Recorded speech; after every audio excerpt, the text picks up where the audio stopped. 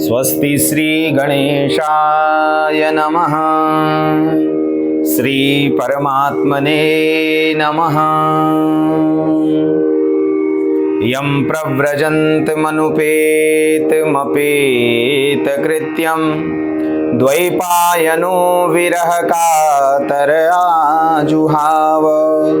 पुत्रेति तन्मयतया तरवोऽभिनेदुः तं सर्वभूतहृदयं मुनिमानतोऽस्मि। बर्हापीडं नटवरवपुः कर्णयो कर्णिकारं बिभ्रदवासः कनककपिशं वैजयन्तीं च मालां। रन्ध्रान् वेणोरधरसुधया पूरयन् गोपवृन्दै वृन्दारण्यं स्वपदरमणं प्राविशत गीतकीर्तिः। सच्चिदानन्दरूपाय विश्वोत्पत्त्यादिहेतवे तापत्रय विनाशाय श्रीकृष्णाय वयं नुमः। परम मंगलमय, परम कल्याणकारी, अखिलेश्वर, अकारण ही करुणा करने वाले श्री हरि नारायण का वांग्मय स्वरूप श्रीमद् भागवत महापुराण परमहंस संहिता है। सभी मित्रों को मेरा नमस्कार है। आइए, आज भाद्रपद मास है, शुक्ल पक्ष है और द्वादशी तिथि है। तो आज की जो भाद्रपद मास की द्वादशी तिथि है, ये पुराण प्रसिद्ध है, क्योंकि आज ही के दिन हमारे प्रभु श्री हरि नारायण ने कलावतार के रूप में, वामन भगवान के रूप में आज श्री हरि नारायण ने अवतार धारण किया। तो मुझे लगा कि आज भगवान वामन की कुछ लीलाएं हम लोग सुने और आप लोगों तक मैं पहुंचाने का प्रयास करूं। तो भागवत जी के माध्यम से आज कुछ वामन भगवान की कुछ लीलाओं को हम लोग श्रवण करते हैं। वामन भगवान का प्रागट्य कैसे हुआ, आप सभी जानते हैं कि जिस समय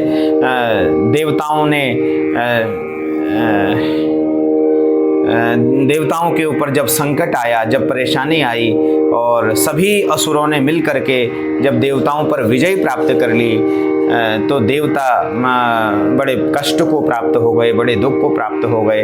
तो देवताओं के ऊपर जब जब कोई संकट आता है, परेशानी आती है, तो ये सारे देवता भगवान विष्णु के पास जाते हैं। तो भगवान ने उनका निराकरण किया उस दुख का, और भगवान ने कहा कि जाइए समुद्र मंथन करिए, और जो संतों का श्राप भी तुम्हारे ऊपर है, श्रीशय का जो श्राप है, उससे भी तुम्हारी निवृत्ति हो जाएगी। अब तुम्हें देवताओं परिश्रम करना पड़ेगा।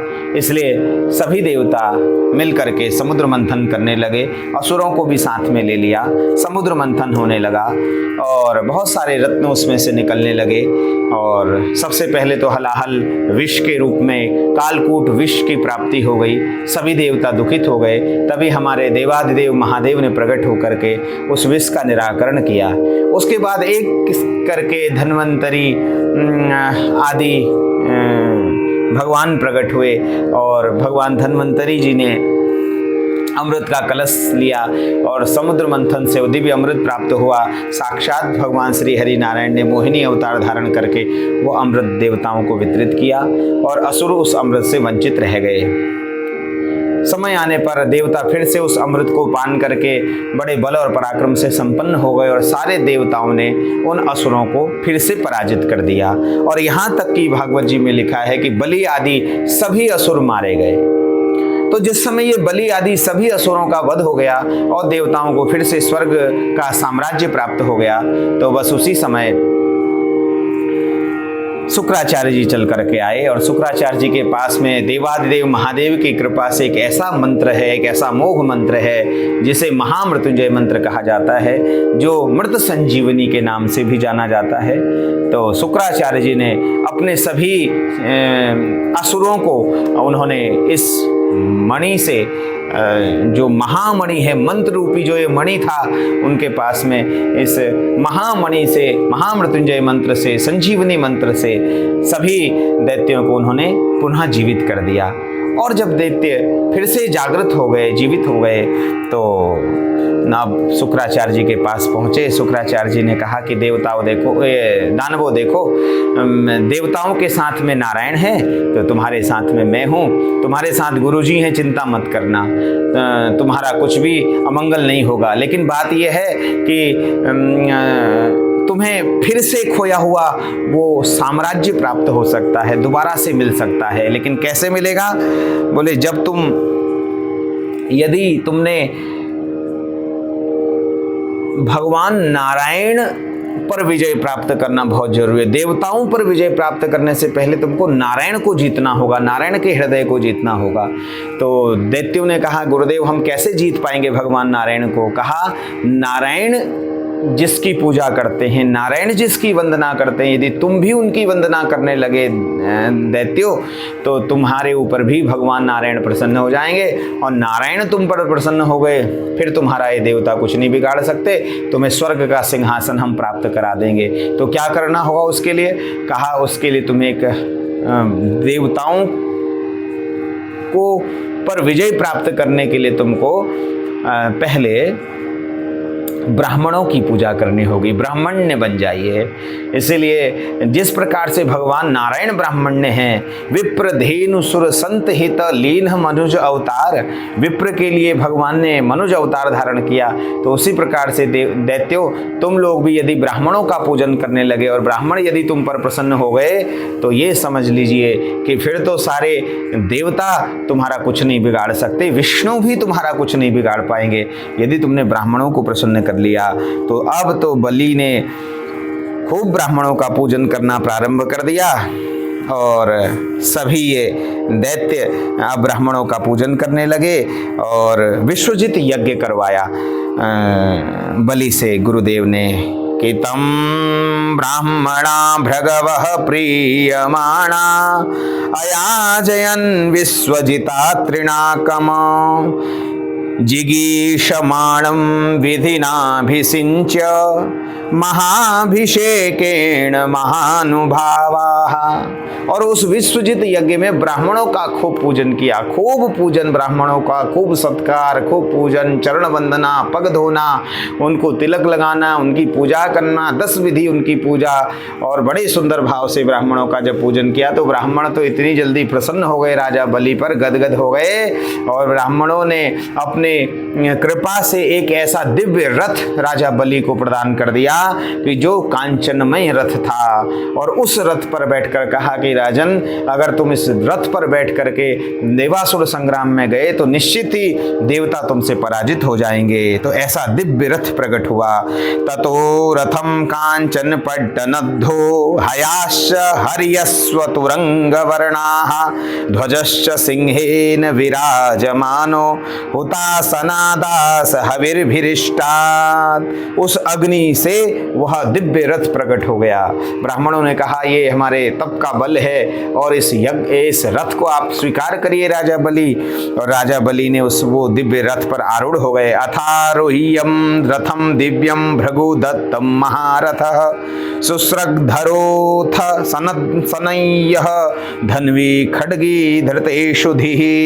बड़े सुंदर उस रथ में बैठ गए और देवताओं पर धावा बोल दिया, चढ़ाई कर दी देवताओं पर।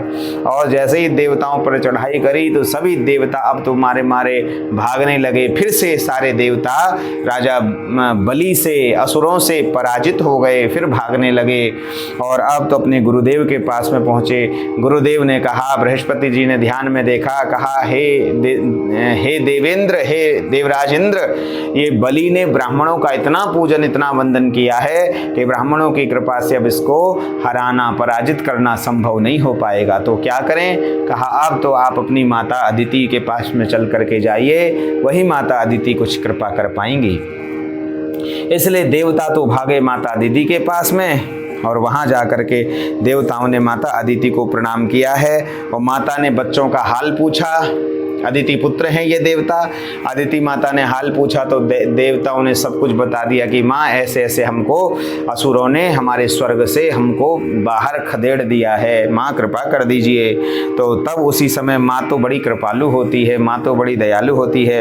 अदिति माता ने स्वामी कश्यप ऋषि को अपने प्रणाम किया, वंदन किया और कहा कि महाराज बताएं मेरे पुत्रों को विजय कैसे प्राप्त हो सकती है, फिर से स्वर्ग कैसे प्राप्त हो सकता है। स्वामी जी ने कहा कश्यप मुनि ने कि हे देवी, यदि तुमने एक व्रत है उस व्रत का अनुष्ठान यदि विधिवत कर लिया तो बस उस व्रत के प्रभाव से तुम्हारे सारे संकट दूर हो जाएंगे। कौन सा व्रत है? तो कह दिया गया फाल्गुन श्यामले पक्षे द्वादशाहं पयोव्रतः अर्चेदरविंदाक्षं भक्त्या परमयान्वितः।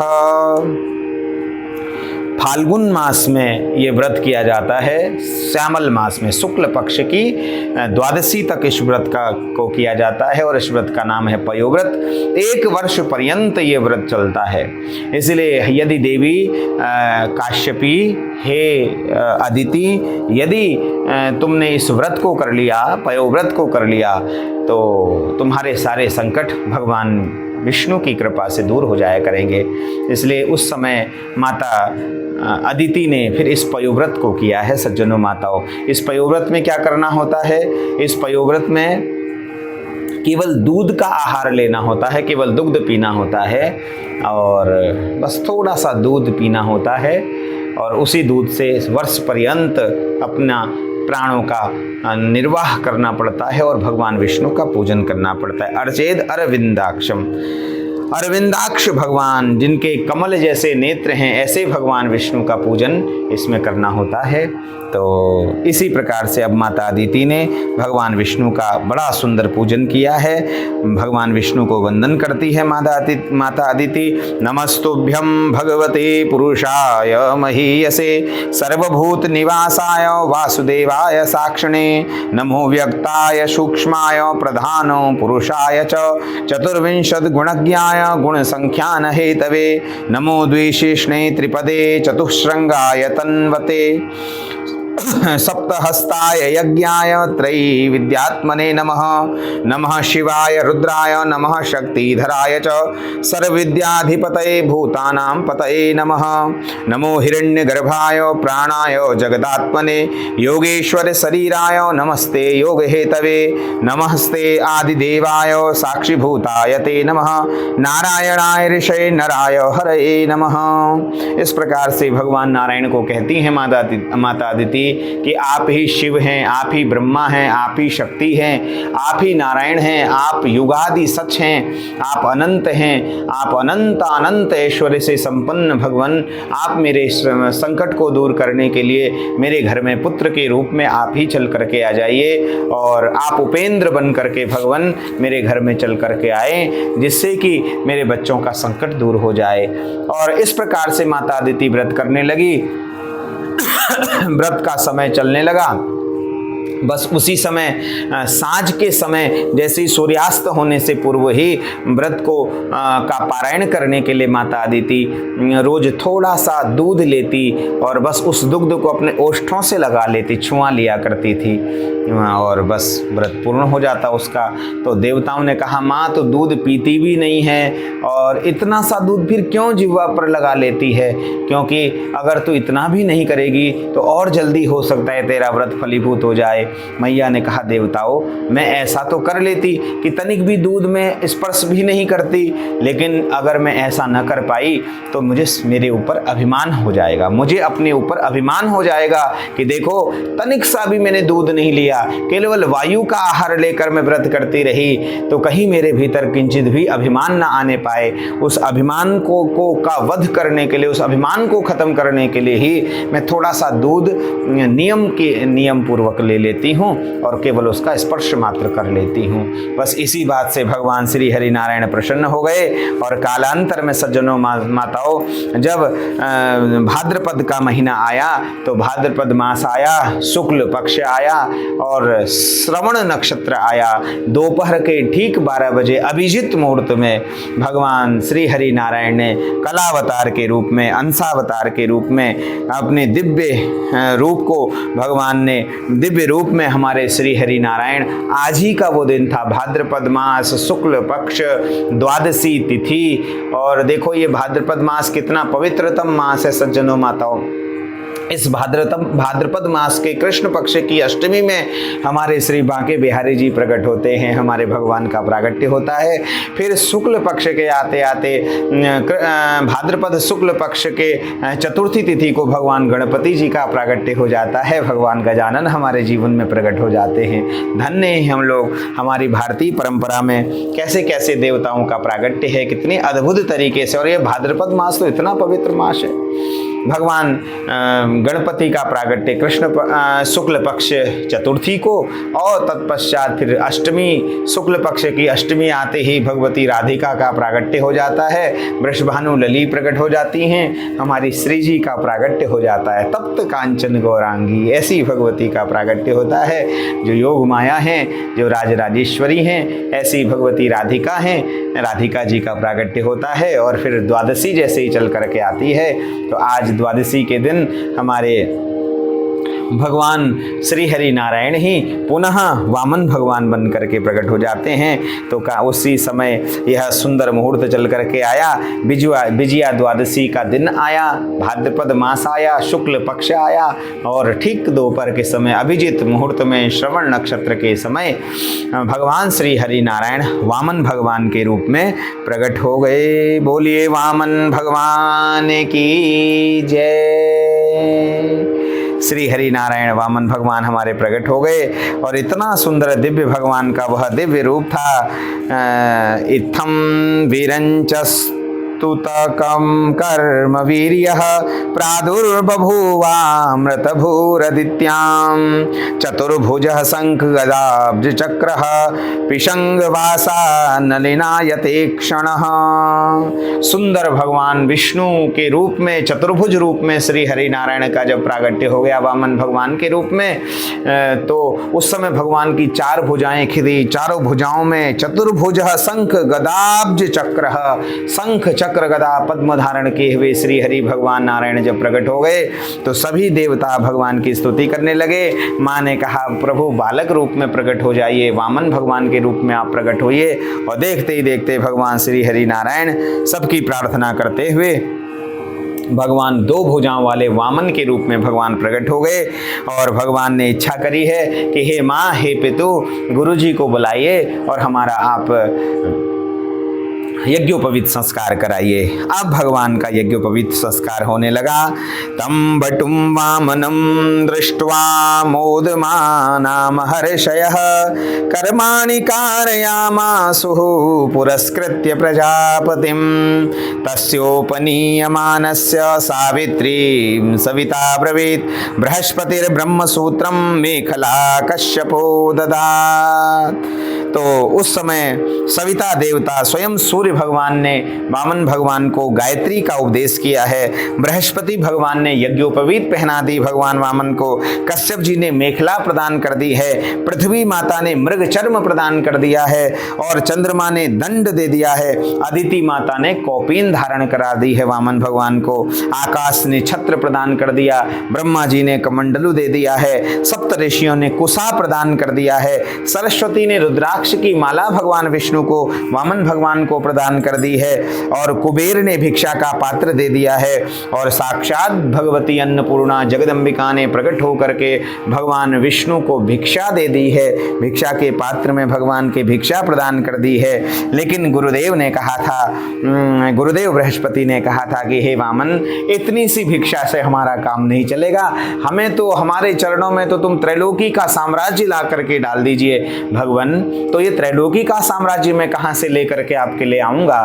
तो तब कह दिया गया कि नर्मदा नदी के तट पर राजा बलि यज्ञ कर रहे हैं, और इस समय त्रैलोकी का शासन राजा बलि के पास में है, इसलिए हे वामन आप जाएं और राजा बलि से भिक्षा में त्रैलोकी का साम्राज्य मांग लीजिए और हमें प्रदान कर दीजिए, हमें तो त्रैलोकी का साम्राज्य चाहिए।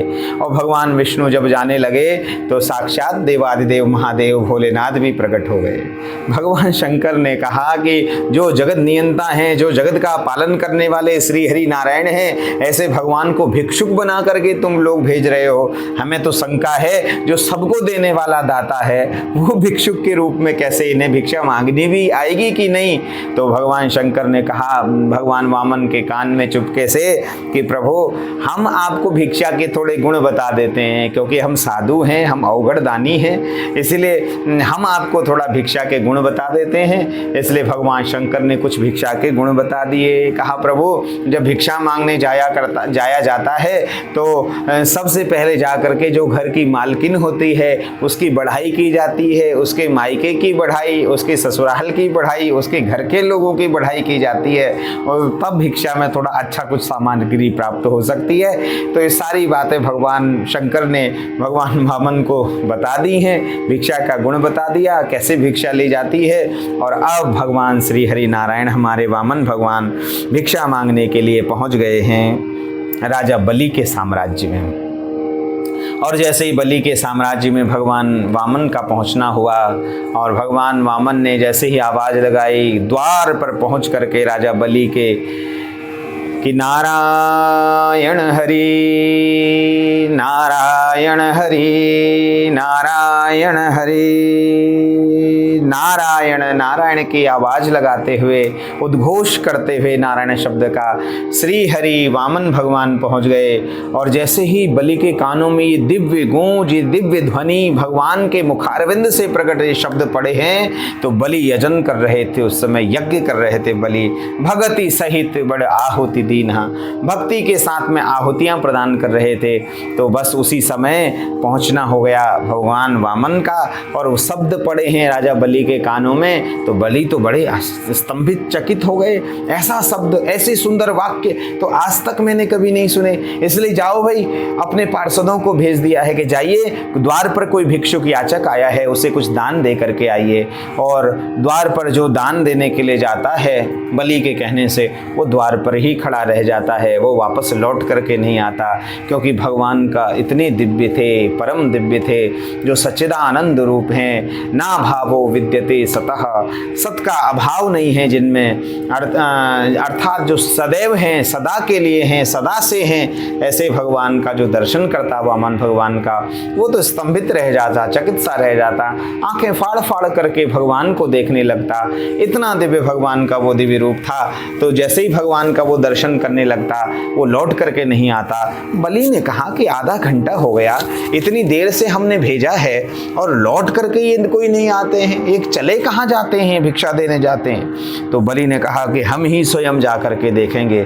इसलिए जैसे ही बलि ने जा करके देखा कि याचक कौन ऐसा अद्भुत याचक आया है, कौन ऐसा याचक आया है मांगने वाला कि जिसके पास जो जाता है वो वापस लौट करके ही नहीं आता, ऐसा कौन व्यक्ति चल करके आया आखिर हमारे द्वार पर। तो जैसे ही बलि ने स्वयं जा करके देखा, तो भगवान के उस दिव्य रूप को देख करके बलि तो हतप्रत रह गया, आश्चर्यचकित रह गया, हाथ जोड़ गए। हाँ, स्वयं ही अनायास ही बलि के हाथ जुड़ गए, प्रणाम करने लगा कि स्वागतम ते नमस्तुभ्यं ब्रह्मन् किं करवाम ते, ब्रह्मर्षीणां तपः साक्षात् मन्ये त्वार्य वपुर्धरम्। हे प्रभु, आपका स्वागत है, स्वागत है। आप चल करके मेरे द्वार पर आए हैं। आपको देख करके लगता है कोई नारायण है। आप कहीं ब्रह्मा तो नहीं, आप कहीं साक्षात देवादिदेव महादेव तो नहीं है, आप कोई विष्णु हैं, आप कहीं कोई नारायण तो नहीं है। आप हैं कौन? लगता है आप कोई अत्रि हैं, कोई वशिष्ठ हैं, कोई गौतम, कोई कणाद हैं, आप कोई महर्षि हैं, आप कोई महापुरुष हैं, सामान्य नहीं। नायम मृगो नापि नरो विचित्र, कोई विचित्र पुरुष है आप, सामान्य से तो लगते नहीं हैं। अद्य नः पितरः तृप्ता, अद्य नः पावितं कुलम, अद्य स्विष्टः क्रतुरयं यद भवान आगतो गृहान। मेरे मेरे घर पर आप चल करके आए हैं, मुझे लगता है कि आपके दर्शन से अद्यनः पितरः तृप्ता, आज मेरे पितर तृप्त हो गए, आज हमारे पितरों को तृप्ति हो गई है, आज मेरा कुल पवित्र हो गया है। भगवान आपको देख करके ऐसा लग रहा है, हे बटुक, हे वामन, आप कौन हैं, आप अपना परिचय दीजिए। आपको देख करके ऐसा लगता है कि चारों धाम की आज मैंने यात्रा कर ली है, आज मुझे सब कुछ प्राप्त हो गया है, आज जगन्नाथ जी का मैंने दर्शन कर लिया है, आज मुझे भगवान नारायण के दर्शन हो गए। आपको देख कर कैसा लगता है, आप कौन हैं भगवान, आप बताएं। यद यद वटो वांछसि तत्प्रतीक्षस प्रतीक्ष में तुम त्वामर्थिनं विप्र सुतानु तर्कये गाम कांचनम गुणवद धाम मृष्टम तथा नपेय मुतवा विप्र कन्याम यद यद वटो वांछसि। हे वटुक वामन, आप जो जो मांगते हैं, जो मुझसे मांगेंगे मैं आपको वो सब कुछ दूंगा। आप गौ मांगिए, कांचन मांगिए, स्वर्ण मांगिए, धरती मांगिए, धरा मांगिए, धेनु मांगिए, आप जो भी वस्तु, जो भी पदार्थ आप मुझसे मांगेंगे भगवान, मैं आपको वो निश्चित ही प्रदान करूंगा। बोलिए आपको क्या चाहिए। और मुझे लगता है आप तो छोटे छोटे वामन हैं, आपके लिए मैं छोटी छोटी ब्राह्मण कन्या जो आपकी जैसी बौनी हो और विवाह के योग्य हो गई हो, ऐसी कन्या को देख करके मुझे लगता है कि मैं आपका विवाह करवा दूं। तो आप कहें तो वाह विप्र कन्याम, आपको कोई विप्र ब्राह्मण की कन्या ढूंढकर, आपके यथा योग्य कन्या ढूंढ करके आपका विवाह करवा दूं, अथवा फिर गौ दे दूं, धरती दे दूं, धरा दे दूं, धाम दे दूं, अपना ही आसन तुम्हें मैं प्रदान कर दूं। हे वटुक वामन, आपको मैं क्या प्रदान करूं, आप क्या चाहते हैं। तब जब ऐसा सुना भगवान ने तो भगवान तो बड़े प्रसन्न हो गए। भगवान ने कहा, यतो जातो हिरण्याक्ष चरण्येक इमां महिम प्रतिवीरम दिग्विजय ना विंदत गदायुधः यतो जातो हिरण्याक्षः। हे राजन बलि, तुम्हारे बारे में तो हमने जैसा सुना था आप वैसे ही प्रतीत हो रहे हैं, बिल्कुल उससे भी कहीं ज्यादा, और होना क्यों ना, होंगे भी क्यों नहीं, क्योंकि आपके वंश में तो ऐसे ऐसे बड़े बड़े भारी परोपकारी दिग्गज, आप तो कश्यप ऋषि के आप वंशज हैं। और उसमें भी कश्यप ऋषि को जो पुत्र हुए हिरण्याक्ष और हिरण्याकशिपु के वंश में आपका जन्म हुआ है, हिरण्याक्ष के वंश में आपका जन्म हुआ है। वो हिरण्याक्ष, जिस हिरण्याकशिपु ने और जिस हिरण्याक्ष के कारण तो भगवान विष्णु को प्रकट होना पड़ा है, ऐसे हिरण्याक्ष के वंश में आपका जन्म हुआ है राजा बलि। और उसमें भी फिर आपके दादा का तो कहना ही क्या, जो साक्षात प्रहलाद जी महाराज के वंश में आपका प्रागट्य हुआ है। हे राजा बलि, पिता प्रहलाद पुत्रस्ते तद्विदान द्विजवत्सलः स्वमायु द्विजलिंगेभ्यो देवेभ्यो दात सयाचितः। और तुम्हारे पिता प्रहलाद तो जब यज्ञ करते थे राजा बलि, तो उस समय तुम्हारे पितामह जब प्रहलाद जी का यज्ञ होता था तो उस यज्ञ की धूम से संपूर्ण ब्रह्मांड तृप्त हो जाया करता था। ऐसे बड़े बड़े यजन तुम्हारे पूर्वजों ने किए हैं, और उसमें तुम्हारे पिता विरोचन ने भी बड़े बड़े भारी यज्ञ किए राजन। उसी प्रकार से तुम्हारे अंदर भी ये सद्गुण जो चल करके आया है, ये बड़ा ही अद्भुत सद्गुण है, बड़ा ही विलक्षण ये सद्गुण तुम्हारे अंदर चल करके आया है राजन। अहो राजन, मुझे ज़्यादा कुछ वस्तु नहीं चाहिए, क्योंकि मैं तो ऐसे ही घूमने फिरने वाला बटुक ब्राह्मण हूँ, और मुझे वस्तुओं से क्या काम है। नहीं भगवान, आपको मेरे द्वार पर आए हैं और मेरा संकल्प है कि दोपहर के मध्याह्न काल तक जो भी व्यक्ति मुझसे कुछ भी मांगेगा मैं उसे पूर्ण करूँगा। और वैसे भी मेरा ये 99 अश्वमेध यज्ञ मेरे पूर्ण हो चुके, बस ये 1.25 अश्वमेध यज्ञ मेरा पूर्ण हो जाए तो फिर तो देवलोक का इंद्र अधिपति मैं सदा के लिए बन जाऊँगा, और वो गद्दी मेरे लिए फिर सदा के लिए मुझे प्राप्त हो जाएगी। इसलिए आप बताइए गुरुदेव, मैं आपको क्या दूं। कहा, राजन वैसे तो हमारे पास सब कुछ है, लेकिन अब तुम देना ही चाहते हो तो बस इतना सा दे दीजिए कि तस्मात् त्वत्तो महीमिषद व्रणेहं वरदर्शभात् पदानि त्रीणि दैत्येन्द्र सम्मितानि पदा मम। पदानि त्रीणि दैत्येन्द्र है दैत्यराज बलि, 3 पग भूमि मुझे दे दीजिए। बस 3 पग भूमि मुझे चाहिए। और जैसे ही 3 पग भूमि मांगी तो राजा बलि तो बड़ा खुश हो गया, बड़ा हंसने लगा, प्रसन्न होने लगा। कहा कि हे वामन, हे वटुक ब्राह्मण, जैसे आप छोटे छोटे हैं ना, वैसे ही आपकी बुद्धि भी बड़ी छोटी छोटी मालूम पड़ती है। अहो ब्राह्मण दायाद वाचस्ते वृद्ध सम्मता, तुम बालो बालिष्मति स्वार्थम प्रत्यबुधो यथा। छोटी छोटी बुद्धि है आपकी, जैसे आप छोटे हैं ऐसे ही आपकी छोटी बालिशमती है, आपकी छोटी बुद्धि है, बाल बचपन जैसी बुद्धि। तुम सागर के पास आए हो और सागर के पास आकर के 1 बूंद पानी मांगते हो। अरे थोड़ा 1 गांव मांग लीजिए, 2 गांव मांग लीजिए, 10 गांव मांग लीजिए, नगर मांग लीजिए, महानगर मांग लीजिए, एक देश मांग लीजिए, कुछ भी मांग लीजिए, मैं तुम्हें प्रदान कर दूंगा। ये 3 पग भूमि में क्या देना। तो जाइए, आपको मैं 3 पग भूमि प्रदान करता हूं। लेकिन वाक से, वाणी से तो राजा ने बोल दिया, लेकिन भगवान ने कहा राजन ऐसे नहीं, दान तभी फलीभूत होता है जब संकल्प पूर्वक लिया जाए, तो लेने वाले के लिए भी तभी फलान्वित होता है, और देने वाले के लिए भी दान तभी फलान्वित होता है जब संकल्प पूर्वक दिया जाए। इसलिए राजन, आप संकल्प पूर्वक मुझे दान करिए, मुझे दान दीजिए, और ये दान लेकर के मैं भी संतुष्ट हो जाऊंगा, तुम भी प्रसन्न हो जाओगे। इसलिए संकल्प पूर्वक मुझे दीजिए। जब ऐसे बातें चल ही रही थी तो बहुत देर हो गई। शुक्राचार्य जी महाराज देखने लगे, और शुक्राचार्य जी ने देखा कि इतनी देर से ये बालक बातें बनाए जा रहा है हमारे राजा के सामने, आखिर ये है कौन, इसे देखें तो। और जैसे ही शुक्राचार्य जी महाराज ने ध्यान में देखा कि ये वटुक वामन के रूप में आया हुआ कौन है, तो तभी देखने में आया कि अरे ये सामान्य नहीं, वामन नहीं, वटुक नहीं, ये तो साक्षात विष्णु हैं। और दौड़ करके शुक्राचार्य जी महाराज आए, राजन सावधान सावधान, बलि सावधान, एस वैरोचने साक्षात भगवान विष्णुरव्ययः कश्यपाददितेर्जातो देवानां कार्य साधकः। अरे सावधान राजा बलि, देखो ये जिससे तुम दान करने के लिए जा रहे हो ना, ये कोई सामान्य प्राणी नहीं है, ये तो साक्षात विष्णु है। ऐसे वैरोचने साक्षात भगवान विष्णु अव्यय, ये तो अव्यय भगवान विष्णु हैं। और अगर तुमने इनको दे दिया, और ये देवताओं के कार्य को साधने के लिए चल करके आए हैं, और चूंकि यदि तुमने इन्हें दान कर दिया, इन्हें दे दिया, तो ये ले जा करके देवताओं को दे देंगे, इसलिए भगवान विष्णु हैं। और इतना जब सुना राजा बलि ने कि जो मेरे द्वार पर कुछ मांगने की चेष्टा से आए हैं वो साक्षात भगवान विष्णु हैं, तो अब तो बलि के दोनों हाथ और ज्यादा जुड़ गए। बलि ने कहा कि भगवान गुरुदेव, आप सत्य कहते हैं, ये भगवान विष्णु हैं। कहा हाँ हाँ, हमने ध्यान में सब कुछ देख लिया है, ये कोई वामन त्रिपन नहीं है, ये तो साक्षात नारायण है, और इसे तुमने दान कर दिया तो ये तो सब तुम्हारा छीन लेगा। राजा बलि रो पड़े, राजा बलि की आंखों में आंसू आ गए। राजा बलि ने कहा कि गुरुदेव, अद्य में सफलम यज्ञ, आज मेरा यज्ञ सफल हो गया, आज मेरा कुल पवित्र हो गया, आज मेरा खानदान पवित्र हो गया। गुरुदेव, अब मुझे नाली का कीड़ा भी बनना पड़े तो भी मैं राजी हूं, क्योंकि मेरा यज्ञ तो देखिए गुरुदेव, मेरे इन 100 यज्ञों को तो देखिए गुरुदेव।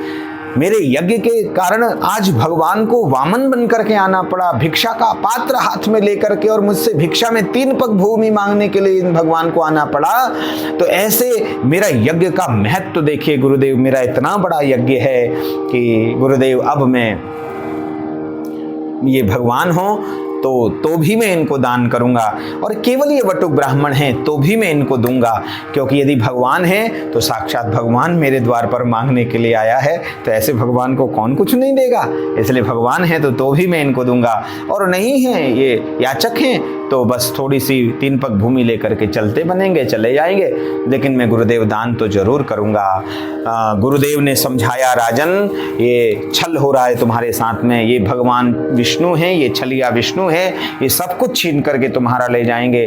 और देखो 99 अश्वमेध यज्ञ कर लिए, ये 1.25 अश्वमेध यज्ञ चल रहा है, राजन सावधान हो जाइए, ये सब कुछ ले जाएंगे तुम्हारा। कहा गुरुदेव अब चिंता की बात नहीं, ये ले जाएं मेरा सब कुछ, लेकिन जो मुझे चाहिए था वो मुझे मिल गया। भगवान विष्णु के लिए ही तो यज्ञ है, भगवान के लिए ही तो मैं यज्ञ कर रहा था गुरुदेव, और भगवान ही मेरे द्वार पर चल करके आ गए। तो गुरुदेव ने बहुत समझाया, न तद्दानम प्रशंसन्ति येन वृत्तिर्विपद्यते, दानम यज्ञ तपः तपः कर्म लोके वृत्ति मतो यतः। ऐसे दान की, ऐसे यज्ञ की कोई प्रशंसा नहीं करता राजन जिसमें यजमान ही भिक्षुक बन जाए, भिखारी बन जाए। बहुत बातें समझाई। और स्त्रीषु नर्म विवाहे च वृत्त्यर्थे प्राण संकटे गो ब्राह्मणार्थे हिंसायाम नानतम स्यात् जुगुप्सितम। ये कहकर बहुत बातें बताई हैं कि राजन इतनी जगह पर झूठ भी बोल दिया जाए, प्राण संकट में हो, परेशानी में हो, राज्य छिन रहा हो, ऐसी इस जगह पर असत्य भाषण भी कर दिया जाए तो भी उसका दोष नहीं लगता, इसलिए झूठ बोल दो। तुमने जो वचन दिया मैं इसको दूंगा दान, लेकिन तुम नहीं दे पाए, मेरे कहने से तुम अब इसे पहचान गए हो ये विष्णु है और तुम नहीं दे पाए तो झूठ बोल दो, कोई तुम्हें दोष नहीं लगेगा। बहुत बातें बताई।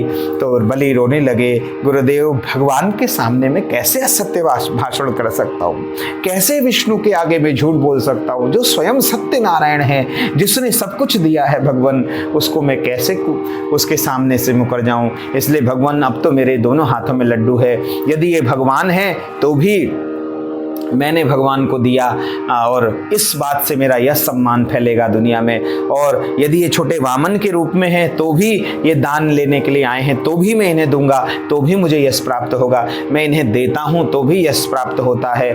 और मैं एक और गुरुदेव आप हैं और एक और भगवान हैं। ये तो सत्य है कि गुरु भगवान से भी सर्वोपरि होते हैं, लेकिन गुरुदेव आपने भी तो इन्हीं के लिए मुझे रास्ता दिखाया है, अब ये मिल गए तो आप इन्हें छोड़ने के लिए क्यों कहते हैं। इसलिए गुरुदेव मुझे ऐसे धर्म संकट में ना डालिए, मैं आपको प्रणाम करता हूँ, वंदन करता हूँ। और शुक्राचार्य जी को बड़ा क्रोध आ गया कि दृढ़म पंडित मानज्ञ स्तब्धो अस्य उपेक्षया। अरे हे दुष्ट, मेरी उपेक्षा करता है, अपने आप को स्वयं बहुत बड़ा विद्वान ब्राह्मण पंडित मानता है और मच्छासन नाति गौ यस्वम अचिराद भ्रष्यसे श्रियम। अरे हे दुष्ट बलि, तेरी सारी श्री भ्रष्ट हो जाए, तू संपत्ति से हीन हो जाए, ऐसा श्राप मैं तुझे देता हूँ। ये कहकर शुक्राचार्य जी तो वहाँ से चले गए। और अब वामन भगवान को भी लगा कि गुरु चेले में बड़ा झगड़ा हो रहा है, इसलिए अब हमें भी यहाँ से चुपचाप निकल जाना चाहिए। लेकिन एक बार कह तो लूँ, राजा बलि को कहा, राजन अगर देना चाहते हो तो फटाफट संकल्प करके दे दो, नहीं तो फिर हमें भी कोई कमी नहीं, हम भी दूसरी जगह कहीं और से मांग लेंगे। कहा नहीं नहीं गुरुदेव आप रुकिए, आपको मैं दान करूंगा। और राजा बलि ने संकल्प किया। उनकी पत्नी जल की धार छोड़ने लगी और राजा बलि संकल्प करने लगे। और त्रीणि पदानि भूमि ब्राह्मणाय दास्ये, ऐसा संकल्प जैसे ही करने लगे तो उसी समय मतांतर से कथा आती है कि शुक्राचार्य जी को फिर भी बड़ा रोष आया और तब शुक्राचार्य जी महाराज एक छोटे कीट बन गए।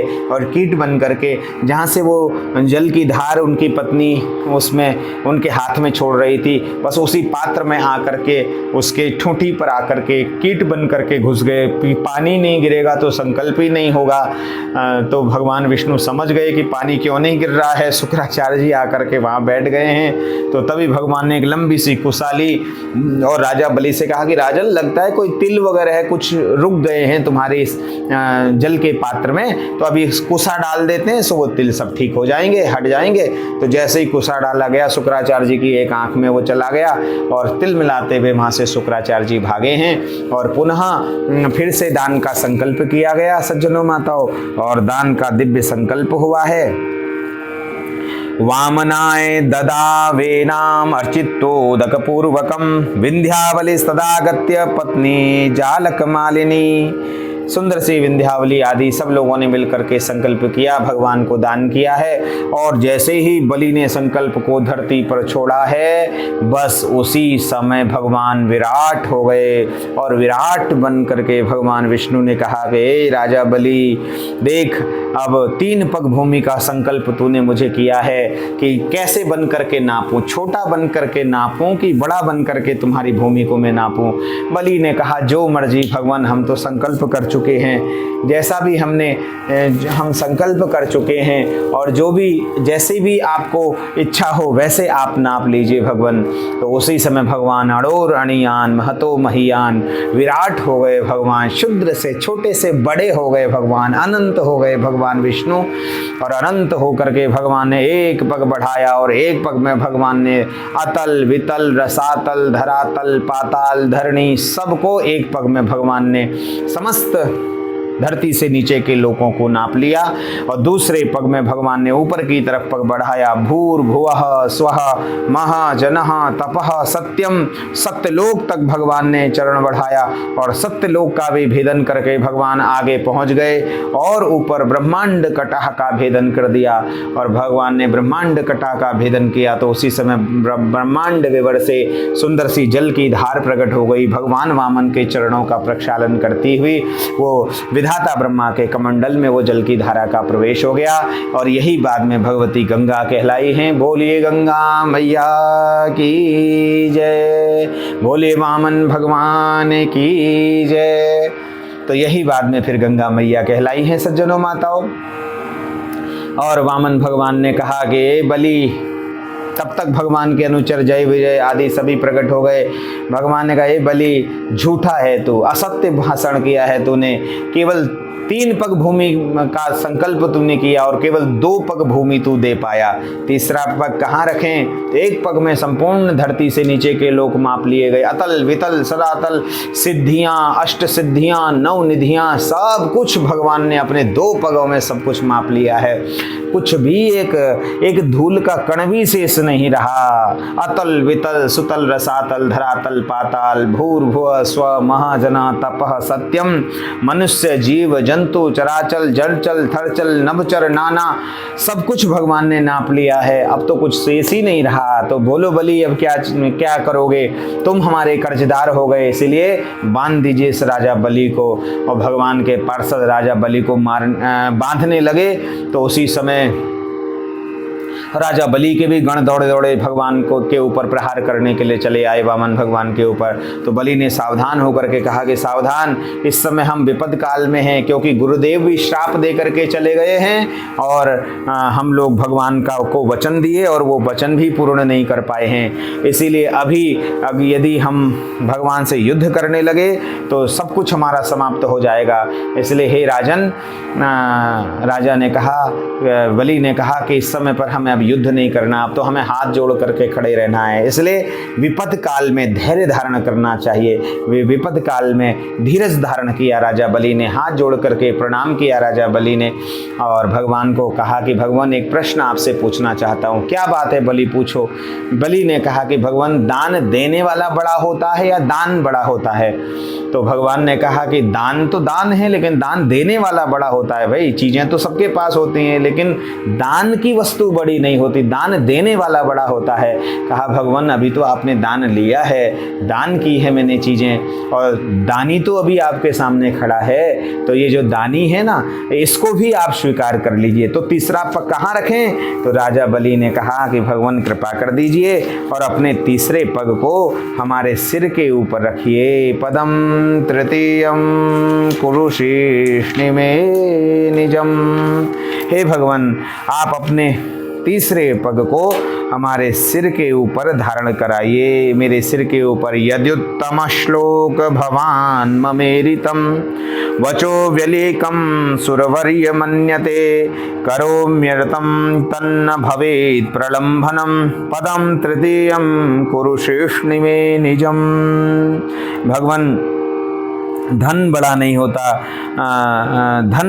होता, धनवान व्यक्ति बड़ा होता है, और दान बड़ा नहीं होता, दानी व्यक्ति बड़ा होता है।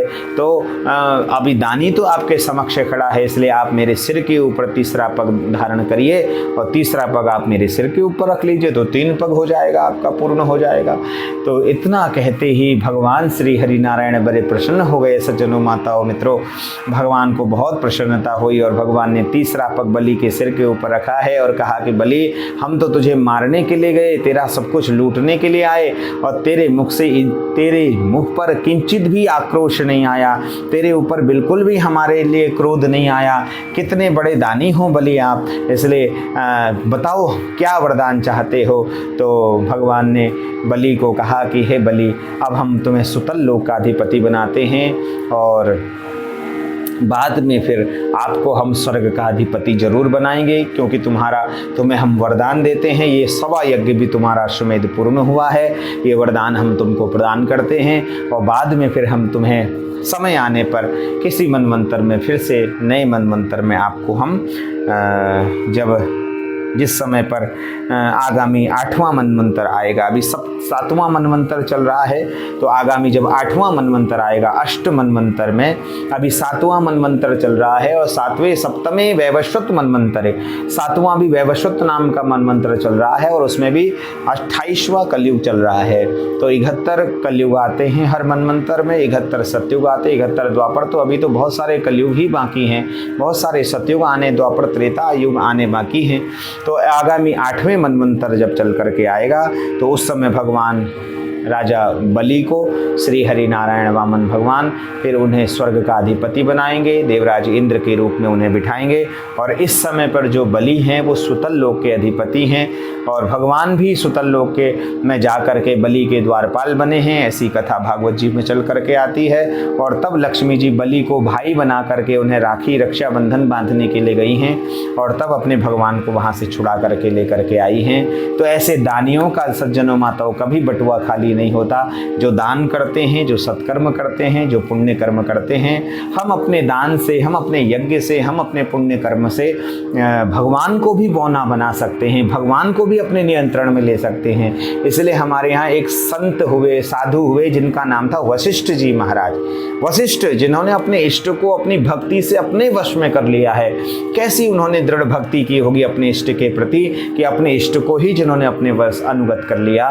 तो ऐसे भगवान श्री हरि नारायण हैं जो पूजा से, जप से, स्वाध्याय से, कीर्तन से, मनन से, नवधा भक्ति से जो भगवान हमारे वश में हो जाया करते हैं। इसलिए भगवान का संकल्प भी है कि अहम भक्त पराधीन, मैं भक्त के पराधीन हूँ, मैं स्वतंत्र नहीं हूँ, अहम भक्त पराधीन।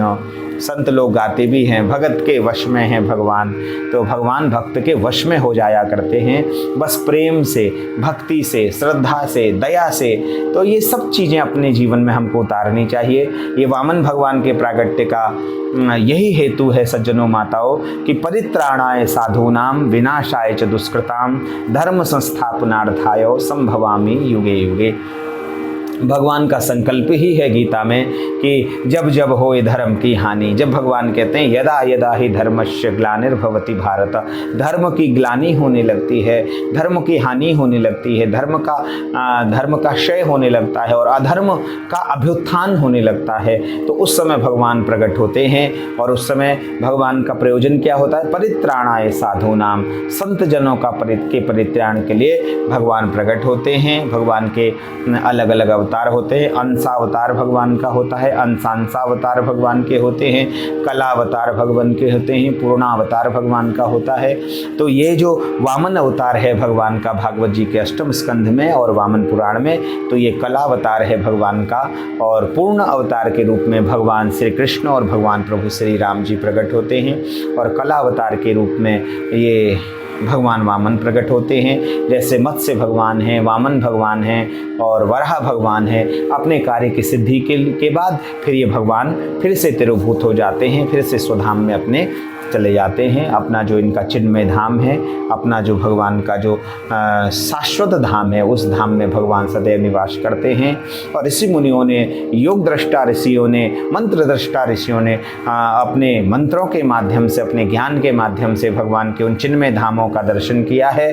और अभी भी न जाने कितने ऐसे भगवान के धाम होंगे जो ऋषियों को भी मालूम नहीं। ऐसे जो वैकुंठ है, जो गोलोक है, ये तो सब उन्हें मालूम हो गया योग के माध्यम से, भक्ति भक्ति के माध्यम से मंत्र दृष्टा ऋषियों ने उन धामों को ज्ञात कर लिया तो उन्होंने यहाँ उद्धृत कर दिया। लेकिन कुछ अभी भी ऐसे धाम होंगे, भगवान के चिन्मय धाम होंगे, जो आज तक भी ऋषि मुनियों को भी मालूम नहीं। तो ऐसे अनंत धाम हैं भगवान श्री हरि नारायण के, अनंत नाम है, अनंत धाम है, अनंत गुण लीलाएं भगवान की हैं। तो यथामति आपको मैंने वामन भगवान के प्रागट्य का निवेदन किया। तो जो आज वामन द्वादशी के दिन ऐसे भगवान के वामन अवतार की दिव्य कथाओं को श्रवण करते हैं, उनका प्रभु सदैव मंगल करते हैं। बोलिए वामन भगवान की जय। श्रीमद् भागवत महापुराण की जय। श्री बांके बिहारी लाल की जय। जय जय श्री राधे, जय जय श्री राधे, जय जय श्री राधे श्याम।